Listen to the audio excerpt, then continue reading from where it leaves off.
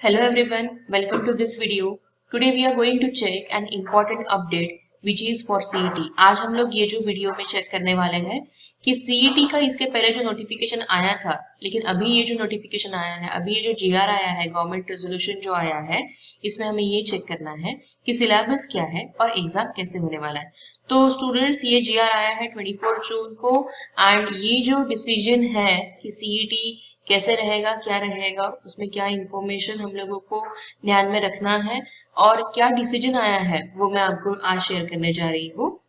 सो क्या कह रहा है शासन निर्णय, क्या कह रहा है जीआर इज सामायिक प्रवेश परीक्षा यानी सीईटी कॉमन एंट्रन्स टेस्ट आयोजित करण्यासाठी एक कमिटी बनाया गया है। सो एक जो कमिटी स्थापन किया गया है वो कमिटी यहाँ पे दिख रहा है आपको, यहाँ पे उनके डेजिग्नेशन और कमिटी में उनका क्या डेजिग्नेशन रहेगा वो बताया गया है।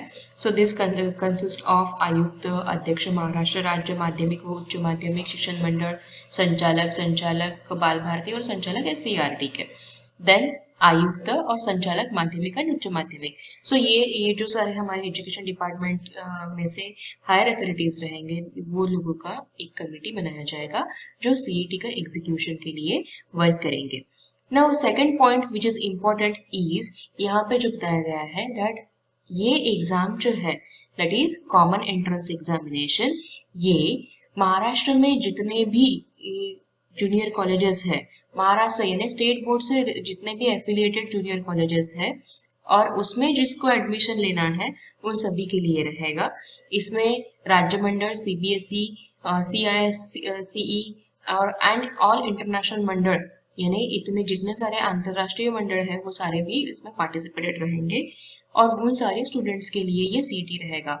Students from all other boards and who would like to apply for CET, who would like to apply for common entrance examination and would like to get admission in the state board, उनके लिए ये exam रहेगा।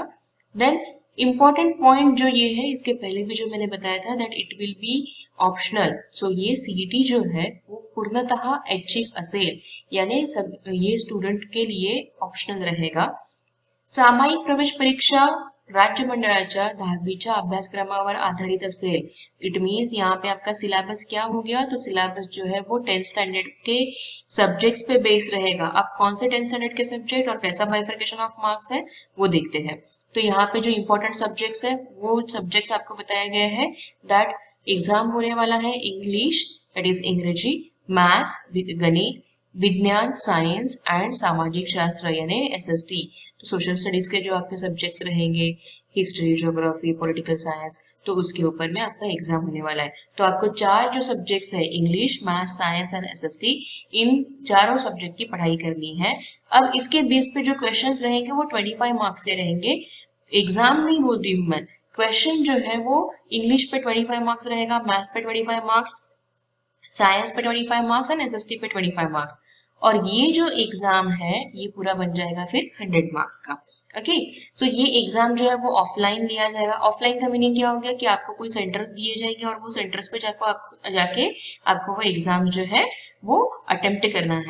सो आगे क्या बोला गया है, प्रश्न पत्रिकेचे स्वरूप यानी जो आपका क्वेश्चन पेपर रहेगा वो क्वेश्चन पेपर जो है वो मल्टीपल चॉइस क्वेश्चंस पे बेस्ड रहेगा और उसके लिए जो है वो OMR आधारित असेल। सो परीक्षा OMR आधारित असेल का मीनिंग क्या हो गया यहाँ पे कि आपकी जो एग्जाम है वो मल्टीपल चॉइस क्वेश्चन पेपर पे तो बेस्ड रहेगी ही, लेकिन उसके लिए OMR शीट दिया जाएगा। OMR शीट आपने देखा होगा, नहीं देखा है तो आपको ये पता होगा कि वो 4 सर्कल्स दिए जाते हैं, उसमें से आपको एक जो है वो करेक्ट ऑप्शंस आपको उसको एनसर्कल करना होता है। So I will share that also at the end of this video. So सदर सामायिक परीक्षेसाठी 100 गुणांची एकच प्रश्नपत्रिका पेपर असेल यानी 4 अलग अलग सब्जेक्ट रहेंगे लेकिन पेपर जो है वो आपका एक ही रहेगा और एंटायर 25 करके आपका 100 मार्क्स का पेपर बनेगा जिसका टाइम ड्यूरेशन जो है वो टाइम रहेगा 2 आवर्स का। ओके, 2 तासाची परीक्षा असेल। सामायिक प्रवेश परीक्षा आयुक्त शिक्षण यांच्या देखरेखीखाली यानी जो कमिटी बनाया गया है वो कमिटी डिसाइड करेगा कि कौन से एग्जाम सेंटर्स दिए जाए और वो एग्जाम सेंटर्स पे आपका एग्जाम जो है वो CET का होने वाला है। आगे क्या दिया गया है देखिए, आगे ये दिया गया है कि ये जो एग्जाम है दैट इज CET एग्जामिनेशन जो है वो CET एग्जामिनेशन स्टूडेंट्स के लिए पूर्णतः ऐच्छिक असल्याने यानी कम्प्लीटली ऑप्शनल होने के वजह से एक पोर्टल बनेगा। जैसे आप सभी को पता है कि अभी आपकी इवैल्यूएशन जो है स्टैंडर्ड 10 स्टूडेंट्स की इवैल्यूएशन के लिए एक पोर्टल है जहाँ पे आपका 9 स्टैंडर्ड 10 स्टैंडर्ड के मार्क्स इंटरनल इवैल्यूएशन वगैरह डाल के फाइनल रिजल्ट बनने वाला है। सिमिलरली वैसे पोर्टल पे आपको ऑप्शन दिया जाएगा कि whether you are going to opt for CET और not. So for that also the option will be provided. आपको वो ऑप्शन सिलेक्ट करना पड़ेगा if you are going for it और not going for it. Okay, then next point क्या दिया गया है, उसमें ये दिया गया है कि परीक्षा शुल्क यानी एग्जाम के लिए फीस आपको भरना है कि नहीं भरना है। तो एग्जाम के लिए जो फीस है वो स्टेट बोर्ड में जो स्टूडेंट्स है उनको नहीं भरना है, क्योंकि आपने 10th के लिए जो फॉर्म्स भरे हैं तब आपने 10th बोर्ड का एग्जाम फीस भी भरा है। तो students who belong to state board will need not to pay fees, but students जो अदर बोर्ड्स के हैं जैसे सीबीएसई के हो गए या फिर अदर बोर्ड्स के हो गए उनको एग्जाम फीस जो है वो भरना पड़ेगा, शुल्क अदा करना पड़ेगा। एंड नेक्स्ट पॉइंट में क्या बताया गया है कि ये सारी एग्जामिनेशंस के साथ में आपको जो इम्पोर्टेंट अपडेट है वो रिजल्ट के लिए भी दिया गया है। See this is the tentative dates which is been shared की 15 जुलै दरम्यान घोषित होण्याची अपेक्षा आहे। It is not confirm. Okay, so don't be ready for 15 July only. So 10th का रिजल्ट जो है वो अराउंड 15 जुलाई आएगा ऐसे बताया गया है, बट टेंटेटिव है, it's not finalize. Okay, CET exam जो है वो 10th एग्जाम होने 10th का रिजल्ट आने के बाद में 10th का रिजल्ट आने के बाद में 2 वीक्स में उसका डेट आएगा सीईटी का। It means it must be in the month of it must be in the month like अगस्त के फर्स्ट वीक में टेंटेटिव एग्जाम जो है वो सीईटी का हो सकता है। इसके लिए जो भी स्टूडेंट्स इंटरेस्टेड है सीईटी देने के लिए, उन सभी स्टूडेंट्स ने एग्जाम का प्रिपरेशन शुरू करना है। ध्यान में रखिए कि 4 सब्जेक्ट्स का प्रिपरेशन करना है आपको। इसमें जो आगे में बताया गया है दैट इयत्ता 11वीचे प्रवेश प्रक्रिया राबवताना सामाविक प्रवेश परीक्षा दिलेल्या विद्यार्थ्यांना ये जो एग्जाम होने के बाद में आपको जैसे पता है कि सेंट्रलाइज एडमिशन प्रोसेस होता है और सेंट्रलाइज एडमिशन प्रोसेस में कट ऑफ होता है। तो जो सीईटी दिए हुए बच्चे रहेंगे उन सीईटी दिए हुए स्टूडेंट्स के लिए प्राधान्य देण्यात येईल यानी प्रेफरेंस जो है वो फर्स्ट दिया जाएगा। इट मीन्स अगर आप सीईटी दे रहे हो तो that is really the best thing. आप सीईटी दे के रखिए, whatever the score is need not to worry, but giving CET will be the one कि जो कॉलेज आपको चाहिए वहां पे आपको वो प्रेफरेंस दिया जाएगा क्योंकि आपने सीईटी दिया हुआ है। तो don't worry about the score, but just check कि CET you have to attempt. म्हणजेच जो सेंट्रलाइज एडमिशन प्रोसेस है वो सेंट्रलाइज एडमिशन प्रोसेस में आपका पहला टप्पा यानी फर्स्ट राउंड जो एडमिशन का होता है उसमें आपको सीईटी दिए हुए स्टूडेंट्स को उनके मार्क्स के हिसाब से जो है वो प्रवेश देना यानी एडमिशन दिया जाएगा।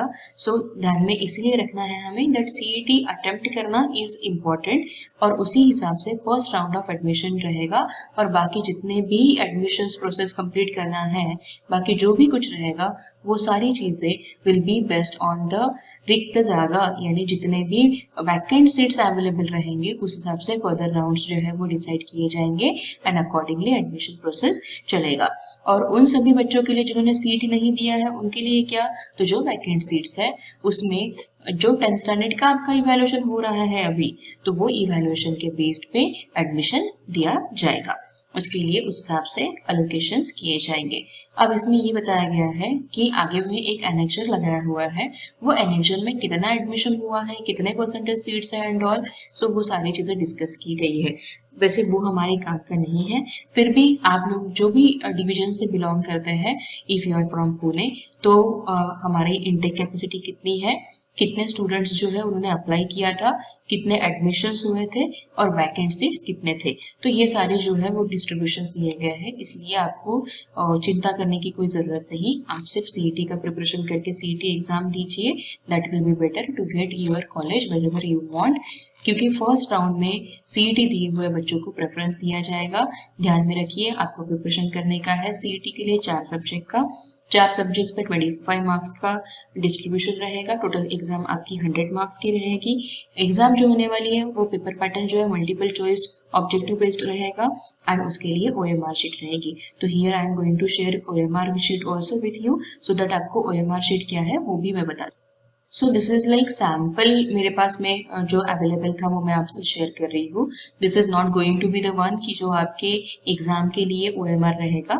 OMR शीट जो है वो ऐसे रहेगा, जो भी आपके 100 क्वेश्चंस रहेंगे वो डिवाइड किए जाएंगे सब्जेक्ट्स के हिसाब से 25 25 25 के हिसाब से एंड अकॉर्डिंगली जो भी ऑप्शन करेक्ट है उसको आपको पेन जो भी बॉल पेन वगैरह उसके इंस्ट्रक्शंस आएंगे सो उससे ये पूरा डार्कन करना है लाइक दिस। करेक्ट मेथड जो है वो ये रहेगा। सो इस हिसाब से आपको इंस्ट्रक्शंस दिए जाएंगे सीईटी के लिए। सीईटी ऑप्ट कीजिए, that will be better to opt for CET even though you belongs to any of the board. Opt for the CET, that will be really beneficial to get through the college which are of higher percentage cut off. So it will be great to opt for CET.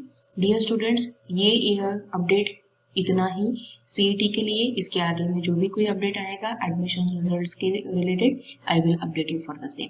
Till that time, thank you for watching.